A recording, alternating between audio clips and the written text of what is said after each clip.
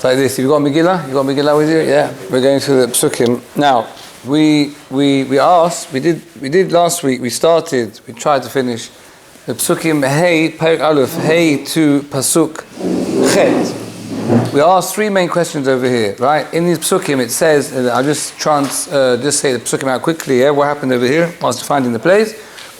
After we finished this massive banquet of 180 days, then the king made a party for everyone in Shushan HaBirah for 7 days in the Chatzar Ginat Bitan HaMelech, and it says there was beautiful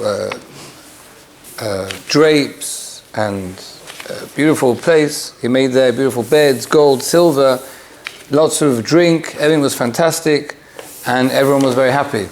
In a nutshell, right? Now we're going to go through Psukim again now. We asked three main questions. Why did he throw another 7-day party? He did it 180 days. He wined and dined the world leaders and everyone. What did he do it for? Another thing, all right, for the people in Shushan, but they were there anyway. Do you understand? What was he doing? That was the first question. Second one was, why do we need to know all these details? We'll see in a minute in Pasuk Vav.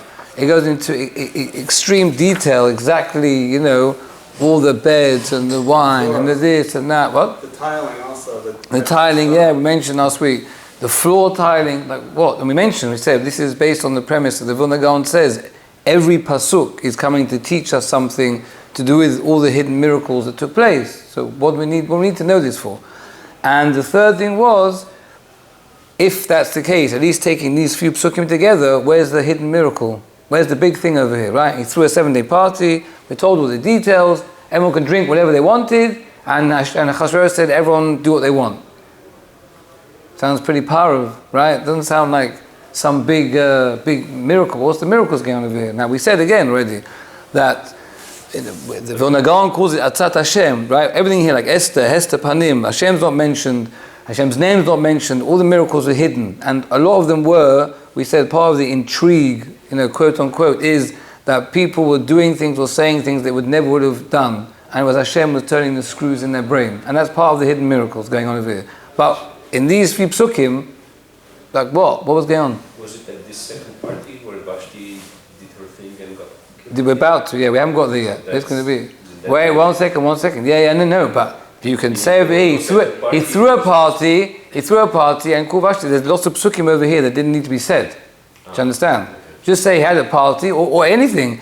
What's this extra 7 days? He had a party, and at the end of the 180 days, he decided to call her in, and there was a whole balagan, and she got what? You understand? So that's the thing.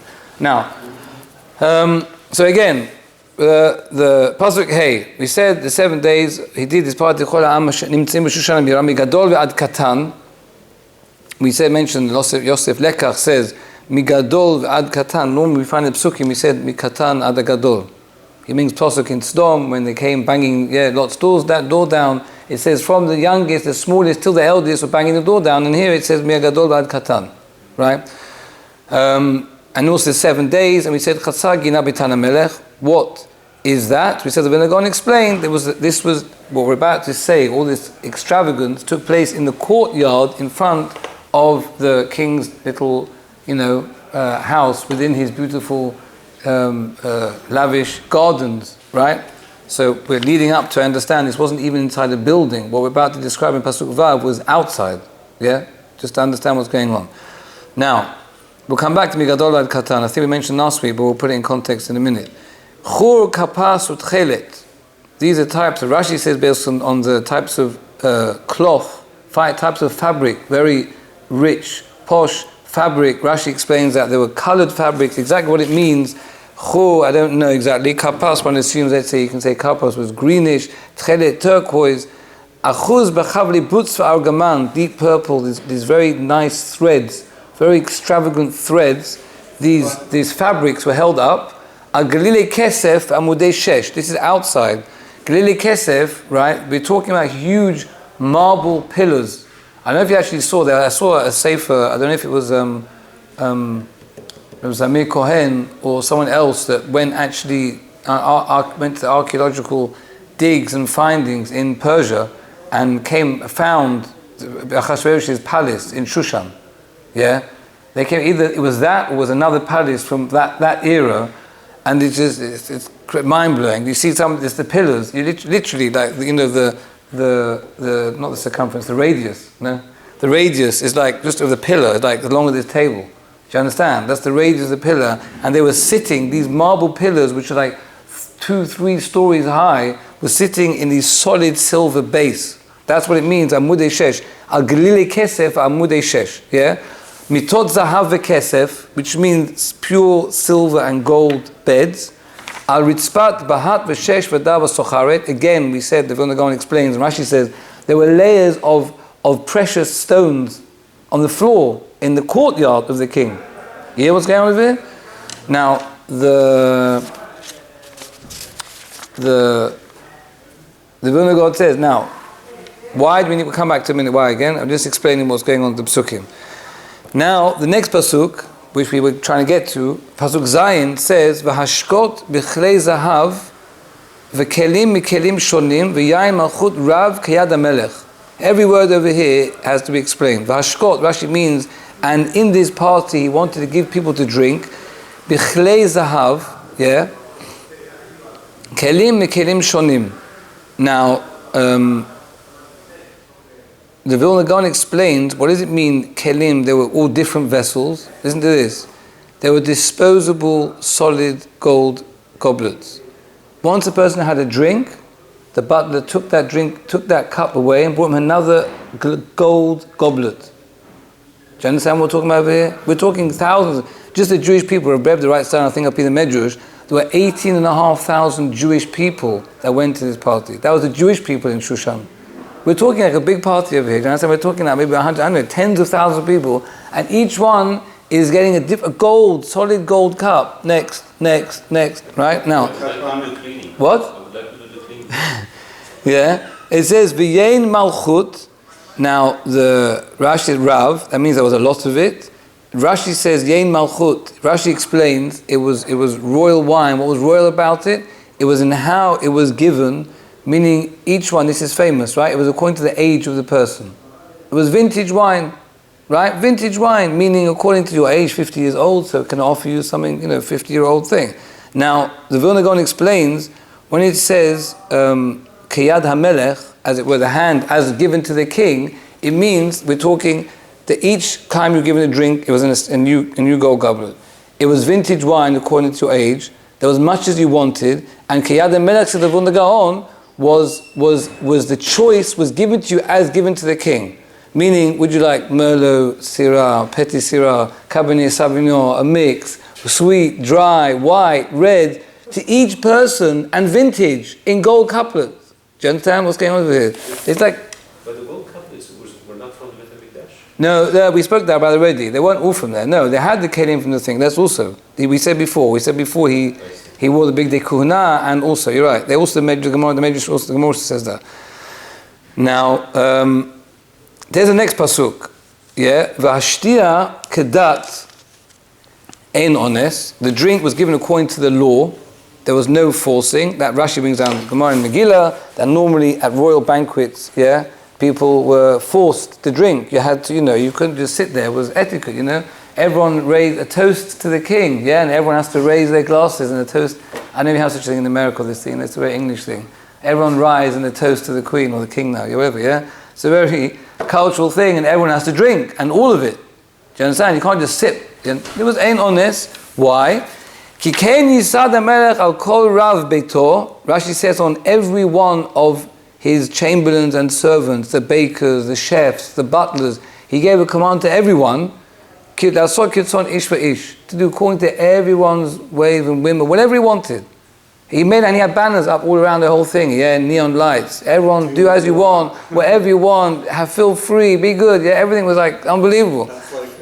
Now again, I think Rashi points out over here, I wouldn't say why I had to tell, the ones, the waiters and the butlers and the chefs, because I suppose, like it happens sometimes in certain countries, you have the boss, and when you speak to the guy under them, they say, I'm not even talking about, sorry, come back tomorrow.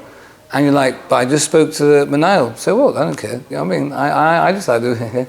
So Achashverosh made sure that everyone was towing the line. Everyone was doing exactly what he wanted.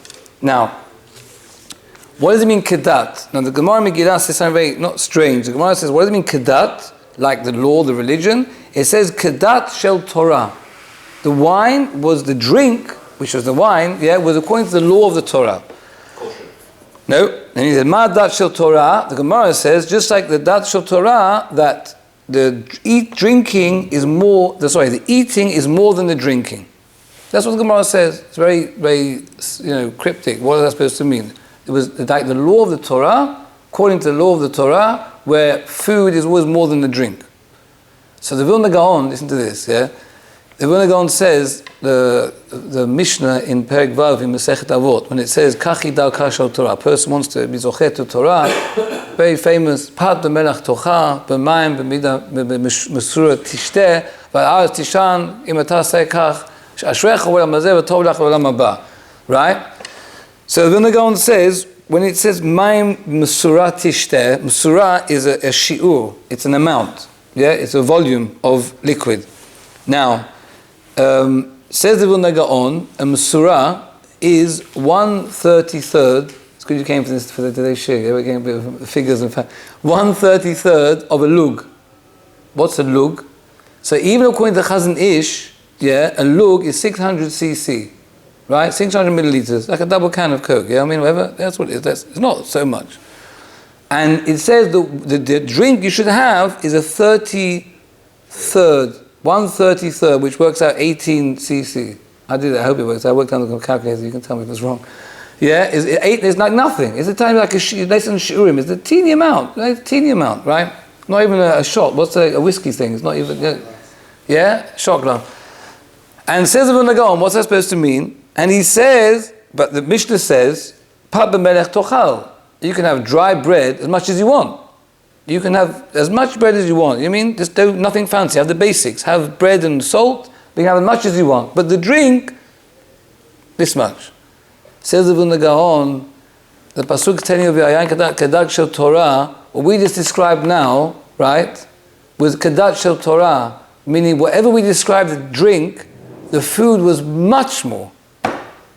Do you understand what's going on over here? We describe what they drank now. We do all the vintage and the amount and the choice and this and another. And that was nothing compared to the food. But nothing compared to the amount of food, the quality, the biggest smorgasbord you ever saw in your life, times 1,000. I don't know if it's shaykh such a thing. Do you understand?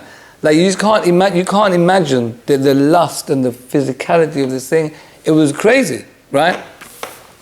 We're going to get to the point in a minute. Now where are we? 1 second. Let me get my notes. Now. Then the last thing was, that when it says every person according to his, we said, Kison ish v'ish, like we said, he had these big banners up everywhere, everyone according to his thing. Okay, now, let's go back to what we asked, We said, why did he throw this 7-day feast? This is the question we asked, why did he throw this 7-day feast? So the answer is, like in the words of Brevda describes as Atzal, he was the first Democrat of a king. You understand? He wanted to have everyone in his side. He already did this 180-day thing for all the 127 countries, all the heads of state. He made sure they're all on his side. They saw how rich he was, how powerful, how wealthy. He was happy. Now, however, if Chas v'Sholem, someone was planning a plot against the king's life, they're not going to come from Timbuktu, especially not in those days, right? It's going to be from Shushan. Someone who's around the royal compound, right? So he wanted to make sure that everyone loved the king. There's no one going to have a havamina that's going to, do something against the king. So he made sure that Shushan. Now he said he did the first thing that never happened ever. I don't know if it ever happened again. That he invited the whole of Shushan. Not just he invited the Jews. It wasn't just a golf club. He invited the Jews to this one. He invited, everyone. Even the big homeless on the street got his gold-plated, invitation. You know what I mean? Like, the guys who came, here the invitation from the king. Do you understand? And gave it to him. You had like a lowlife, a bum with an aristocrat. You had like a wagon drivers with professors. You understand? It was never such a thing. And everyone was like, wow, this king is great. Do you know what I mean? And they come in, they see wherever you want, guys. Do you know what I'm saying? And everyone's amazing. You know what I mean? They're very happy. And that was a good reason. He wasn't stupid. Achashverosh, you understand? He was astute. And again, we mentioned before, Megadol Vad Katan, right? The Yosef Lekach says, why does it say that way around? Normally when we say Mi'akatan v'ad gadol, we're trying to say that from the youngest or from the smallest to the biggest, they were all the same.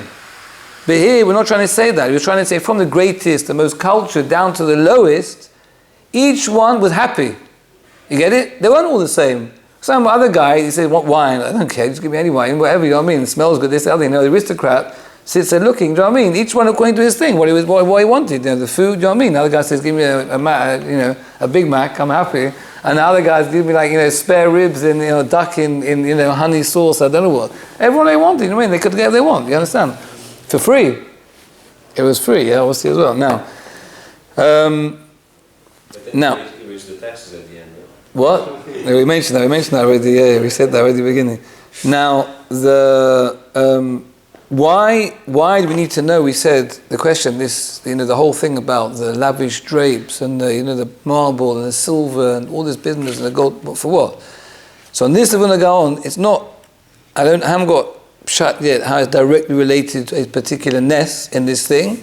His lashon isn't this? He says, why did it tell us this? ומספר לנו הכתוב כל זאת להראות מעלת הצדיקים לעולם הבא. כי יפה שעה אחת של עולם הבא מכוח חיי העולם הזה. ואין אני יודעים כמה גדול כוח העולם הבא. We know the Mishnah says in Pirkei Avot also an hour, whatever that means, you know, of Korat Ruach in Olam Haba is nothing to all the pleasures of Olam Hazeh. We don't know what is it, this Olam Haba, how good is it going to be. Says Vilna Gaon, "Va'amar lanu hakatuv godel Olam Hazeh, she'yeh lanu la'avin ma zeh Olam Haba." He was trying to tell you how far you can go in Olam Hazeh. This was like, do you know what I'm saying? I mean, you know, you show it to Americans nowadays, you know, they can learn a lot from these Purim, do you know what I mean? How far you can go, you understand? Yeah, and he's saying we've been taught over here a lesson to realize if this is what you can do in Olam Hazeh, Olam Haba is much, much, much more. Do you understand? With this, we just can't, do you understand? This was the epitome of physical pleasure. You understand? We're going to get there more. We haven't got, this was the eating and drinking side of it, right? We're going to move on, I don't know if today, when it moves on to the feminine side of things, you understand? They went overboard over there, you understand? Everything was just all go, you understand? Everything went over here like crazy. Now, that's why he says over here. Now, what is the big ness? What's the ness? What's the ness over here? So the Vilna Gaon explains, and it says it's a medrash, yeah. We said this whole thing, 180 days, is how many months? How much to work out? 180 days? Is it 6 months? Is it 6 months? 33 times? Yeah, 6 months. Half a year of all this partying, plus this week, right? Why? We said from the beginning, he was trying to show off and how wealthy, how amazing he was, and how he was a great king, etc., etc. We said also right at the beginning, right? That's why he married Vashti in the first place, because she was from royal lineage. He was a stable boy, which we're going to see later on. And he just worked his way up. And he wanted to prove to the world he's the best, he's the great, he's unbelievable. And he also wanted to make everyone happy. Yeah, he's the nicest king and everyone loves him and everything else, right? So he was on cloud 9. Do you understand? He felt so good with himself. He was so wonderful. It's interesting. He suffered from a big inferiority complex, right? Yeah, big time. Yeah, you're right. Yeah, but that was part of Hashem's plan. Right. That was part of Hashem's plan. That Hashem had him, you understand, before the Gzeira was going to come out, Min Hashemayim. This we said, this was the refuah lifnei the Makkah. This was all part of Hashem's great plan. And like we said, like you mentioned before, and the whole irony of it, that he wanted to keep everyone happy, and the Medrash says, Hashem said to him, as it were, you want to keep everyone happy. It's not going to happen. You understand? You're going to make this one happy, the other one's going to be sad. That because he wanted so much, to make everybody happy, in the end, he ended up going against his own wife, embarrassing his own wife, and executing his own wife. Yeah? 6 months, the guy was planning, understand, when the throne was being built, we mentioned 3 years, when the throne was being built, he'd been planning this thing, do you understand? He had people, party planners, for years planning this thing. You can see what went into this thing.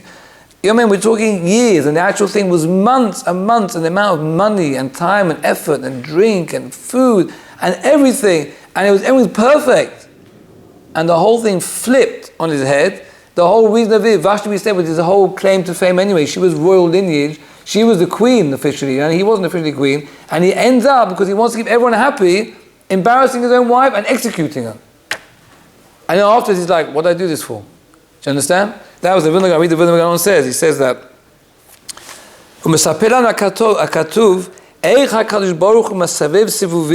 how Hashem, causes things to go around, and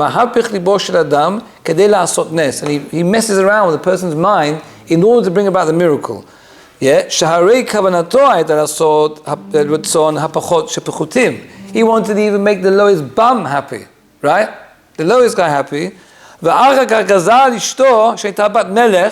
And then he decreed on his own wife, who was royal blood, to come unclothed, against her will. We'll see in the Gemara, next time. Normally she was quite a loose person, she didn't really mind about these things normally, but this time it was against her will. And then he ended up executing her because she embarrassed him, He's showing how wonderful he is, and he's great, and he's amazing, and his own wife doesn't even listen to him.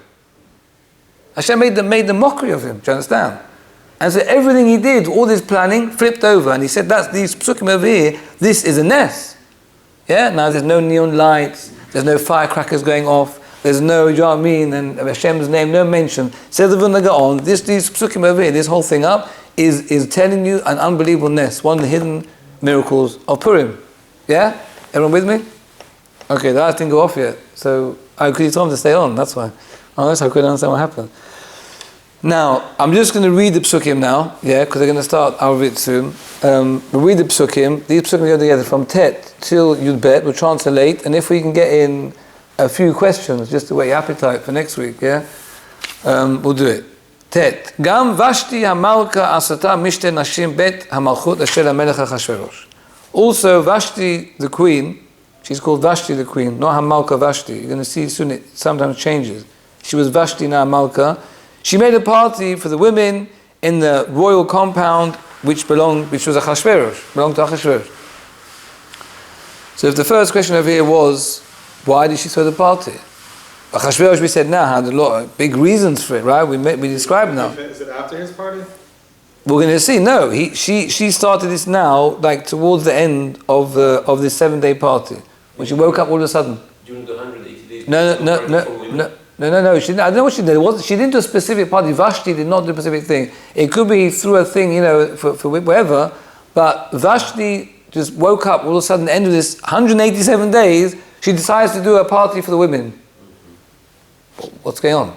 What, you know what I mean? We said Achashverosh had very good reasons for it. It was a whole political, plan over here. But Vashti, what was she doing this for? That's number one. Also it says, Bet HaMalchut Asher HaMelech HaChashverosh, which is, like, who else was it? We know Melech HaChashverosh. Obviously it was the royal palace of Melech HaChashverosh. Who else? You understand? It's actually redundant. You with me? Why it says in the Pasuk. Then it says, Pasuk Yu, B'yom Shvi'i Ketova Yilai V'melech B'yayin, on the 7th day, Hashvi'i, He'ayadir, on the 7th day, last day, whatever, when the king was very happy with wine, like he wasn't happy till now, you know what I mean? He was drinking himself silly for the last 6 months. But anyway, Amalem Human, Biztar, Chavana, Bigta, Bagta, Vakata, Zata, Vakakas, Shivata, Sarisim, V'Mashatim, V'Pnei HaMelech HaChashverosh, Lahavi et Vashti Hamalka, again, not Hamalka Vashti, Vashti Hamalka. She's, by the way, she's the queen.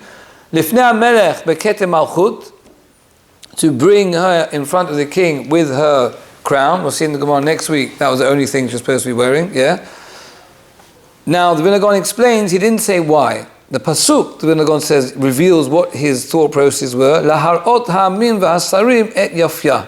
In order to show the ha'amim, the low life, and the sarim, the low life came first, the Vilna Gaon explains, because they were sitting in the back. That much he did. He didn't make Mamash sit right near the king. They were still sitting at the back. They didn't chab though. They were so happy eating and drinking, they didn't chab.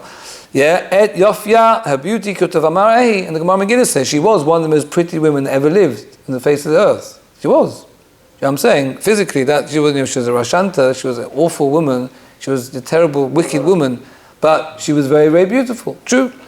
And what happened? Look at this, Yud Bet, V'tama'en Hamalka Vashti. The Malka Vashti refused, not Vashti Malka, Malka Vashti, Lavo Bidva Melech, Hashem B'yad HaSarisim. She refused to come what the Sarisim said, the message come, whatever he said to her. Ve'iksof HaMelech me'od ve'chamato ba'arabo. He got very angry, and his anger was burning within him.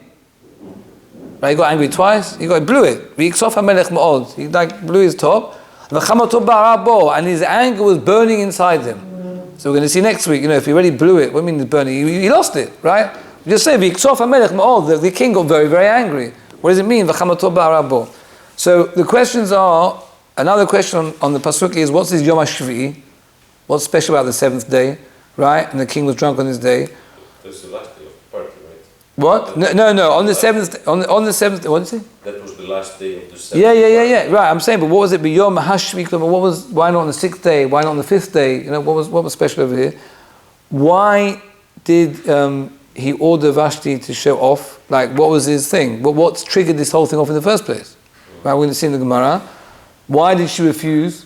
We're going to see. The Gemara explains she was a very loose individual. She didn't have a problem doing it other times. All of a sudden, this time she refuses. You understand? What happened? What got into her head? And why we say, why did Achashverosh completely lose it? But he completely lost it. We're going to see afterwards. He might have got depressed afterwards. You understand? He went into depression. So we have to understand this, and next week we'll answer these questions. All right.